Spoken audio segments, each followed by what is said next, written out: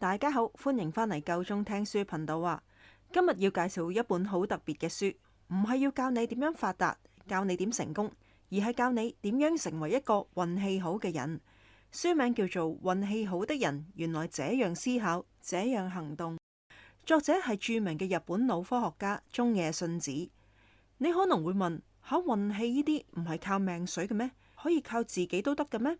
得。作者就想話俾你聽，其實係得噶。等我今日同大家分享下點樣用大腦訓練好運體質。作者話好多自認運氣差嘅人，其實係因為大腦慣咗專注喺負面嘅嘢上面。例如面試唔成功，有人就會話其實係我唔夠好。但係運氣好嘅人就會話，今次都係一個幾好嘅經驗，下次我會準備得再好啲。同一件事，兩個嘅大腦反應會引發完全唔同嘅情緒行動，長遠就會拉開一條運氣嘅分岔路。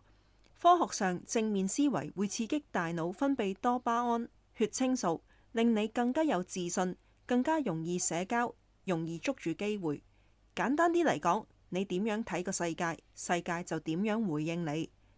作者亦都話，運氣好嘅人個腦係比較放鬆同埋開放，更加多留意周圍嘅環境，而呢種開放亦都體現喺人際網絡上面。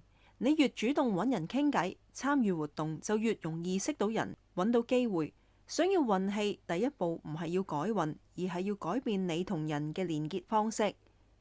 要打造強運嘅大腦，作者俾咗3個實用建議我哋。第一，每日記得一件小確幸，例如今日唔使等巴士啊，同事買咖啡有我份。寫低佢，大腦就會學識放大呢啲好事，變得更加積極。第二，保持開放嘅心態，唔怕未知。你唔知道個活動係咪啱你，試咗咪知道咯。好多幸運其實都係喺試咗先算嗰度開始噶。第三，主動幫人，唔計較。作者話，幫人會激活大腦入面嘅催產素，建立信任、互助嘅循環。你越對人真誠，世界就越容易還返啲好嘢俾你。如果你成日妒忌人、埋怨命運，喺度鬧社會，你個腦就會長期處於一個防禦嘅狀態。防禦狀態係啲乜嘢？佢會令你唔敢冒險啦，唔敢溝通，唔敢創新，自然就會錯過一堆原本係屬於你嘅機會啦。例如有個人成日鬧同事升職係靠關係，結果佢自己一嚟冇得升職，二嚟就搞到自己個人嘅圈子越嚟越細啦。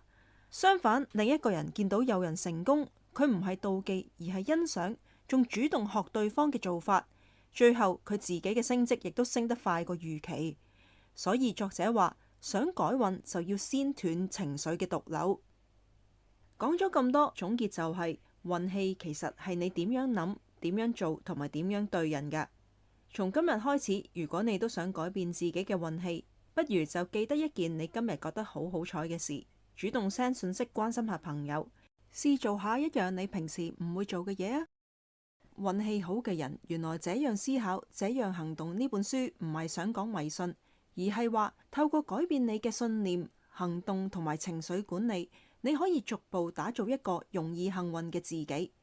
一句講晒就係，你點樣諗就會點樣行，點樣行就會有點樣嘅遭遇，有點樣嘅遭遇就會決定你過啲乜嘢嘅人生。如果你都想由覺得自己唔好彩變成吸引好運氣嘅人，不如就由而家開始練習書入面嘅小方法啦。你可能先會發現，其實好運一直都係喺你身邊㗎。